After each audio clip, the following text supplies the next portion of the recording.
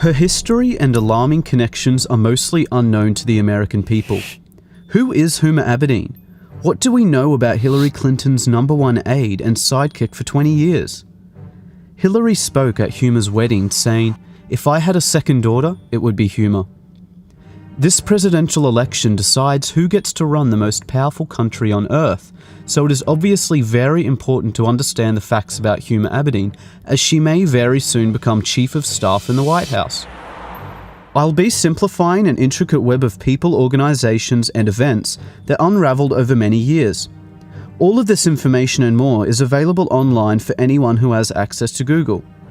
Anyway, here is an unbelievable story of infiltration, unfolding before our eyes, and the most important aspect of this election that you definitely won't see on CNN. There are 4 main players in this: Hillary Clinton, Huma Abedin, Abdullah Omar Nassif, and Saudi Arabia. Huma was born in the USA. Then when she was 2 years old, her family moved to Saudi Arabia. They lived in Saudi Arabia for 16 years. Huma returned to the USA when she was 18 to study at George Washington University. Only after 2 years in the country, she became an intern for Hillary Clinton, and soon after started working full-time. Also in 1996, Huma was working at her family business, a journal by the Institute of Muslim Minority Affairs. The Abedin's family business is owned by the Muslim World League, Saudi Arabia's global organization that promotes violent Wahhabi Islam. They even share an office at 46 Goodge Street, London. Saliha Abedin, Huma's mother, and Hassan Abedin, Huma's brother, currently work there still.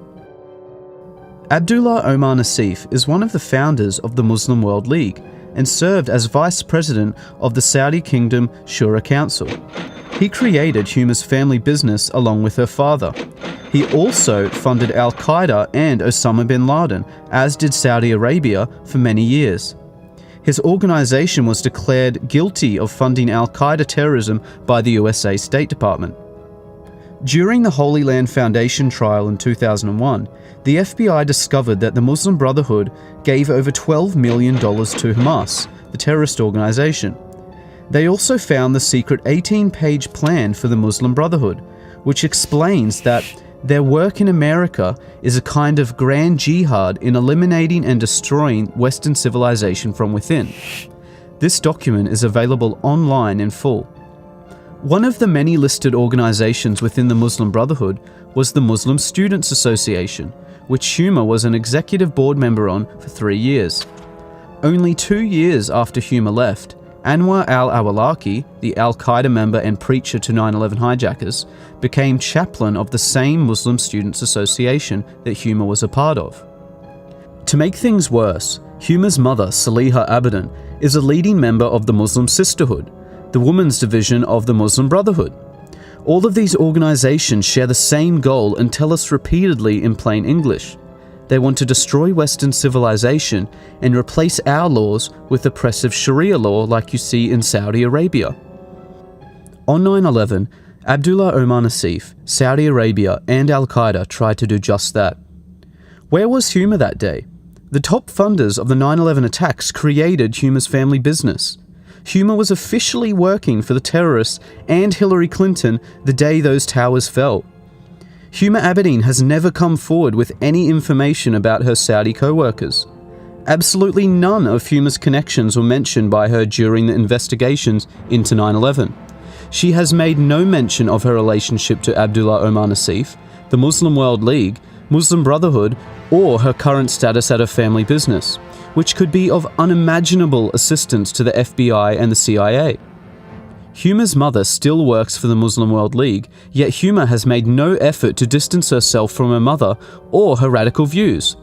Saliha Abedin is a leading Sharia activist who has, for example, published a book called Women in Islam that claims secular man-made laws enslave women.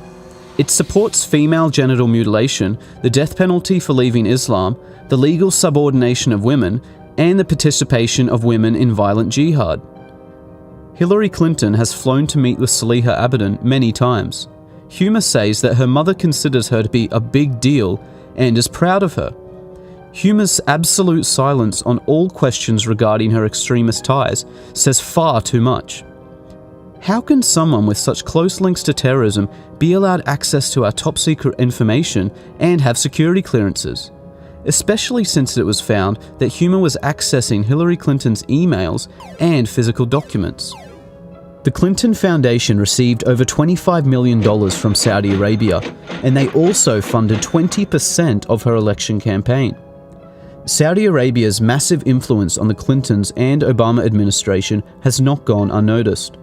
The damaging results of Islamist influence on the USA and Europe is worthy of another dedicated report, as this is just the tip of the corrupt iceberg. But you can no longer deny that Hillary Clinton is actively working with a global movement whose goal is to destroy Western civilization, just for the selfish benefit of money and power. Huma is the previously hidden link between the Clintons and Saudi terrorism. Dozens of other people and organizations were left out of this for length. Any rational person should have high standards of evidence for claims such as this. So here is the fastest way to prove Huma's tie to Abdullah Omar Nassif that you can look up for yourself and is sourced by their own websites. Start at the website of Huma's family business, the Institute of Muslim Minority Affairs. See that Huma's mother, Saliha, and Huma's brother, Hassan, currently manage this company. Now go to the website for the Muslim World League, owned by Saudi Arabia and Abdullah Omar Nassif. Note the address is listed by their website, 46 Goodge Street, London.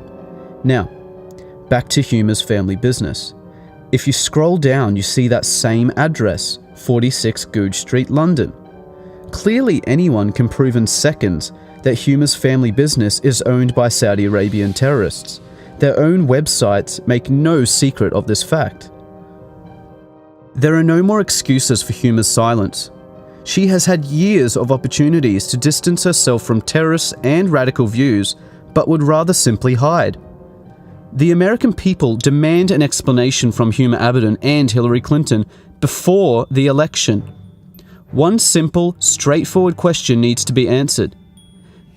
Did Abdullah Omar Nassif create your family business? And were you working with him in any capacity on September the 11th, 2001? Yes or no? This year marks the 15th anniversary of the day Al-Qaeda murdered 3,000 innocent citizens. Let's not forget about it so quickly. Huma's security clearances should be revoked until she or Hillary directly address this national security threat. Unfortunately, in the meantime, because of the overwhelming silence and lies, it appears to be true that a vote for Hillary Clinton will be a vote for Huma Abedin, the Muslim Brotherhood, Saudi Arabia, Al-Qaeda, and a wish for the complete destruction of the United States of America.